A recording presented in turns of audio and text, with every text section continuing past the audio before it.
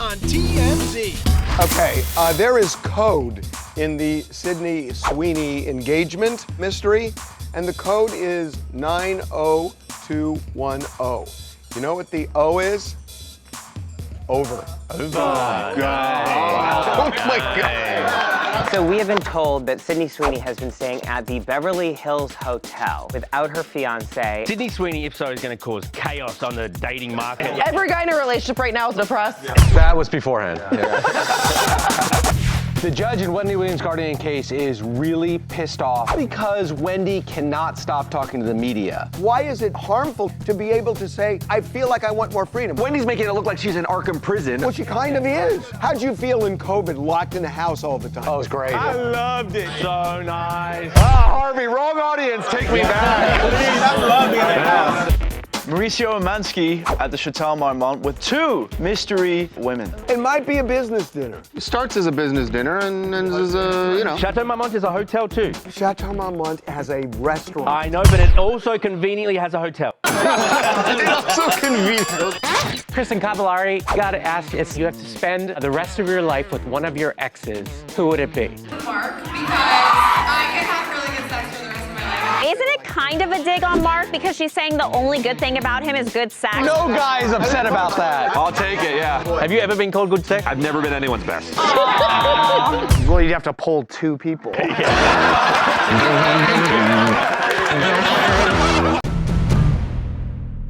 This is a story about Sydney Sweeney. She postponed her wedding indefinitely. So currently she's racking up some pretty big bills, cause now she's living in Beverly Hills Hotel, that is, for about a month without her fiance. Yikes! She's been staying with girlfriends at the hotel. People that work at the hotel have seen her around.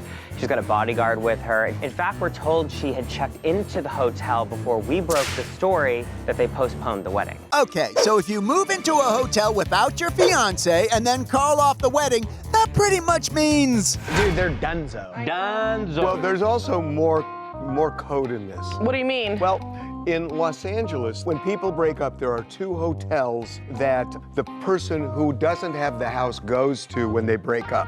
And one of them is the Beverly Hills Hotel. Because like the hotel brochure says, come for brunch at the Polo Lounge, stay through your divorce proceedings. Anyway, Sydney's currently over in Paris looking hot at Fashion Week. So if she's single, look out. Sydney Sweeney, if so, is going to cause chaos on the dating market. Guys are going to lose themselves. Every guy in a relationship right now is also depressed. That was beforehand. Yeah. Uh-oh, somebody booked this guy a room at the Beverly Hills Hotel. But back to Sydney, who was hanging with Jeff Bezos at the Vanity Fair party and apparently just had lunch with Lauren. Lauren does not want her single and around Jeff Bezos. Oh my God. Jeff says, let's take Sydney on the yacht. Ahoy, mates! So enjoy all your room service, Sydney. That's gonna be one hell of a bill. Kristen Cavallari was doing a live taping of one of her podcasts in Boston, and she got asked a very interesting question by an audience member. They said, if someone said that you have to spend the rest of your life with one of your exes, who would it be? Oh, God. Ooh, good question. Great question. So her first answer was, I'd honestly rather die. but then she says, no, I'll pick one, and she says, I would settle with Mark because Estes, the hot one. Mark says, why do you think she picks Mark? The best sex. Most stamina. I can have really good sex for the rest of my life. Isn't it kind of a dig on Mark because she's saying the only good thing about him is good sex? No, we'll take that. I think he's fine No with that. guy is upset about Mark's fine with that. Nobody's gonna argue. You think the others likes to be called the provider? I'll take the good sex. Have you ever been called good sex? I've never been anyone's best. Well, you'd have to poll 2 people.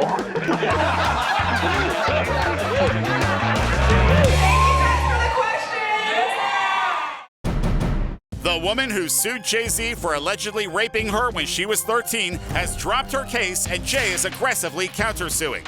And now a new audio recording appears to back up Hova's claim that the woman was lying about the incident. So Jay-Z's attorney, Alex Spiro, says they have a recording. In fact, they've now released a recording of the private investigator who met with the Jane Doe accuser. And the Jane Doe accuser says that Jay-Z did not assault her, or answers a question in that way. Right. He was just there, but he didn't have anything to do with any sexual acts towards you. It was strictly, yeah.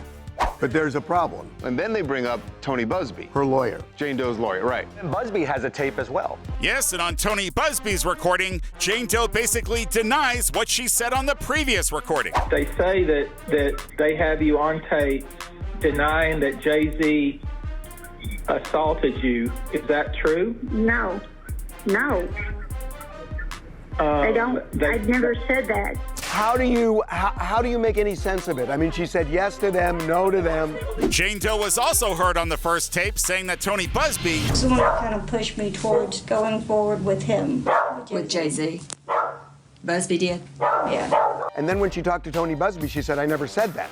So how are you going to believe So anything? she's an unreliable witness, for sure. But I also think that Jay-Z's side, this is a real awkward presentation of evidence to take 1 minute cherry picking. I agree with you. But I think this was a mistake. When you get 1 minute. I don't think this audio plays for Jay-Z quite as well as he would hope. Okay, this is really interesting. Well, it's gonna get interestinger, because this thing is far from over. Stay tuned, everybody.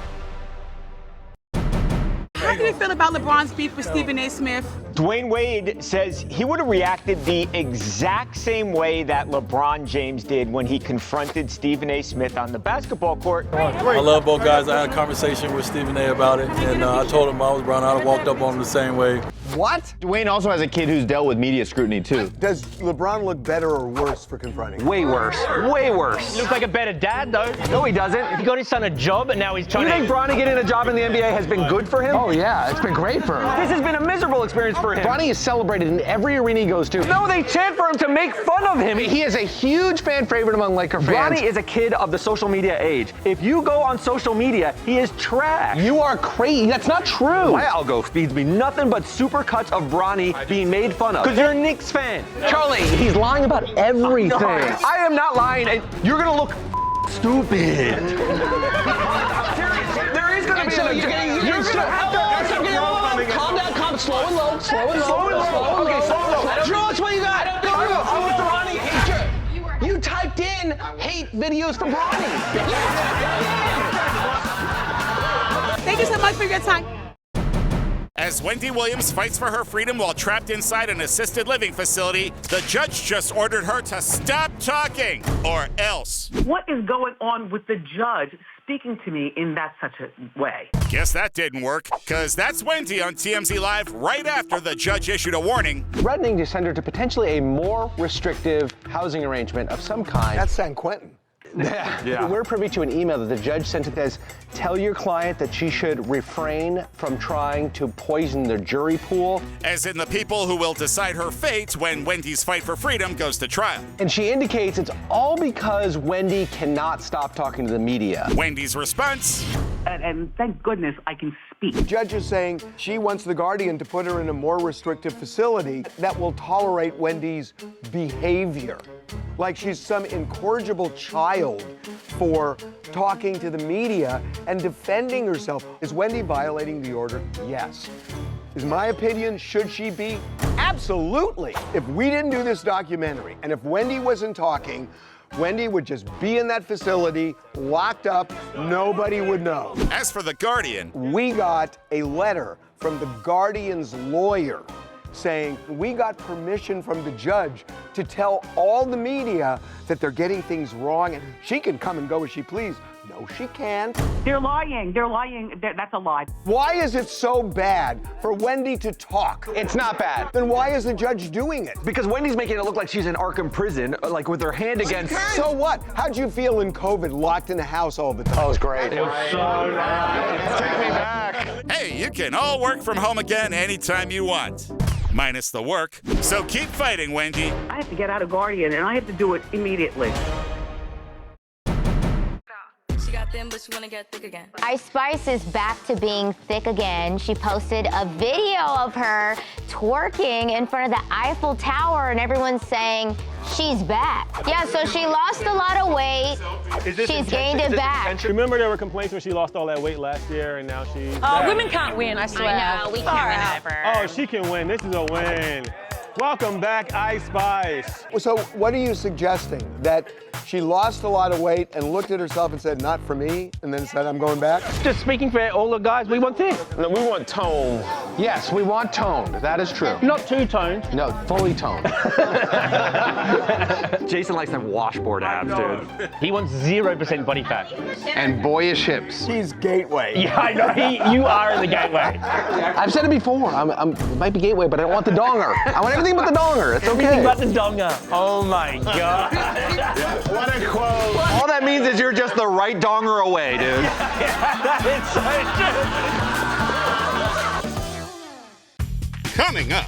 We got two Little People actors, and we talked to them about the Snow White controversy. The dwarves of CGI. No one really cares about Snow White. People love the movie because of the dwarves. That is not true. The movie is about the dwarves. They whistle while they work. They're very cute.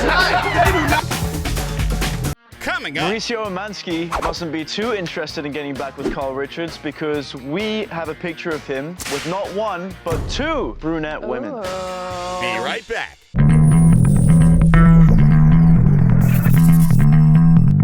Friday the 13th of June. Really big day for the Menendez brothers. Tell them why, Governor. On June 13th, both Lyle and Eric Menendez independently will have their final hearing.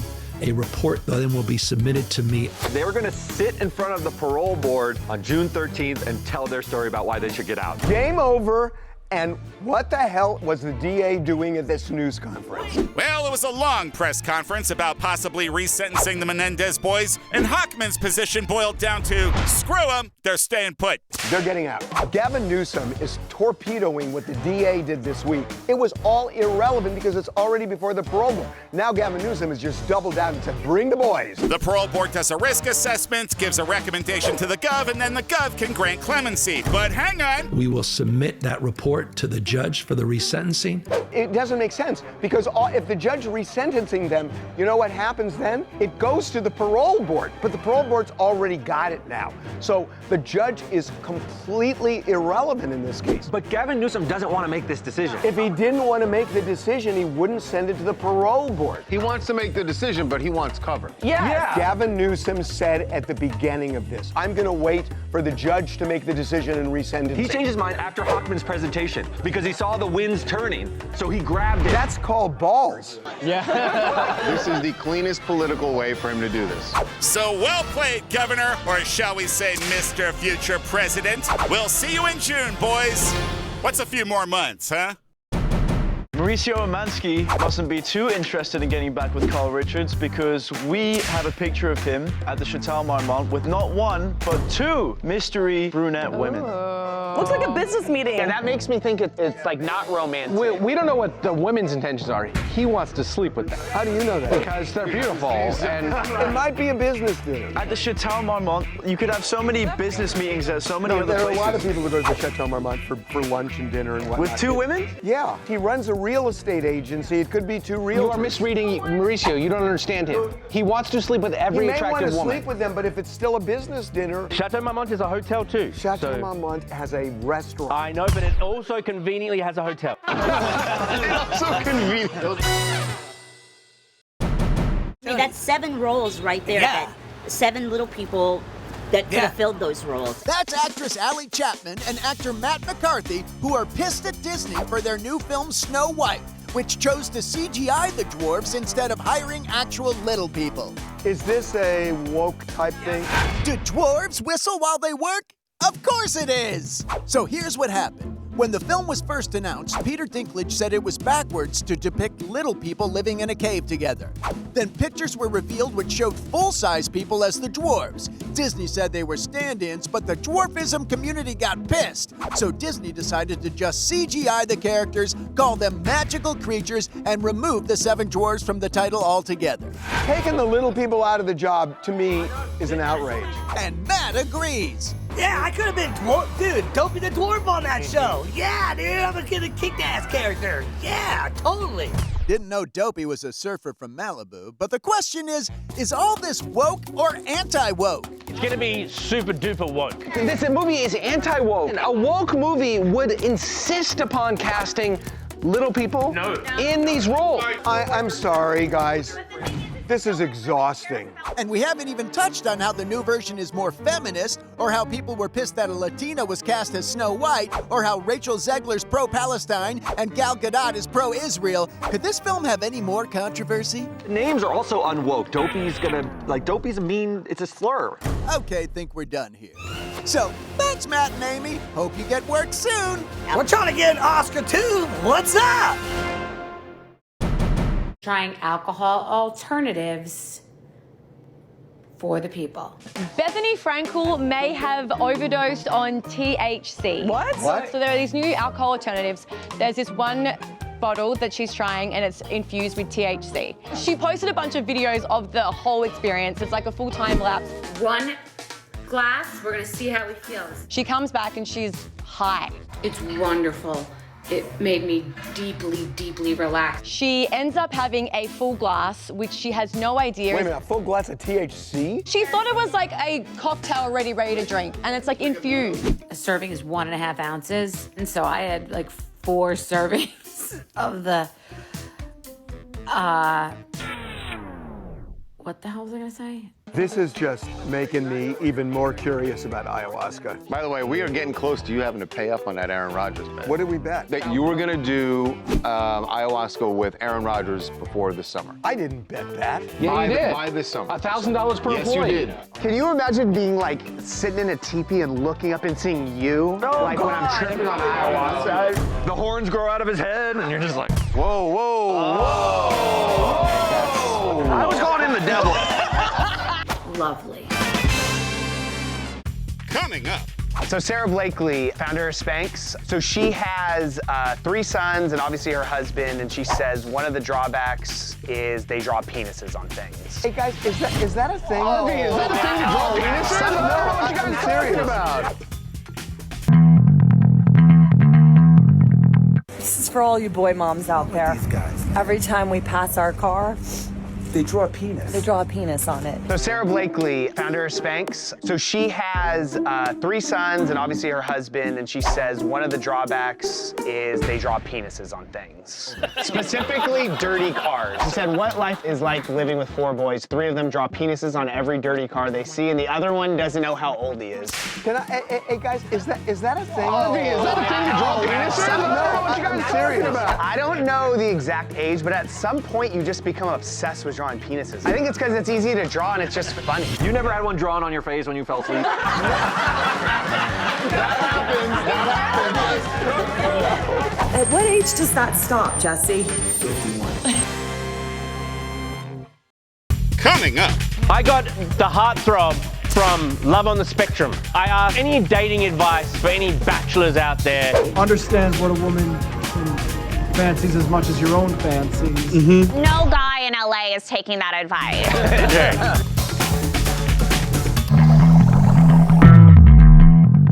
I got the heartthrob from Love on the Spectrum, which is this Netflix dating show for people with autism finding love. His name is Connor Tomlinson. I love this kid. He's so nice. He's with his mum, Lise, who's a lovely lady, very good looking. I ask, so any dating advice for any bachelors out there who are watching this, any single guys? Understands what a woman fancies as much as your own fancies. So find common interests. Can I say that's a really kind of evolved thing? Yeah, but no guy in LA is taking that advice. All the guys you go on dates with in LA are like, they only care about themselves. It's like, oh, That's not true. That is not true. Oh, really? I had to listen to Charles talk to Devin so much trash. Siobhan. What? His girlfriend said she I ski. They went skiing. He showed me videos of her skiing. She's never skied before. We're not doing this. And she was trying to be nice to do something Charles likes, and so I said, hey, why don't you take her somewhere she likes to go? And then what did you say? What? You said, I don't know where she likes to go.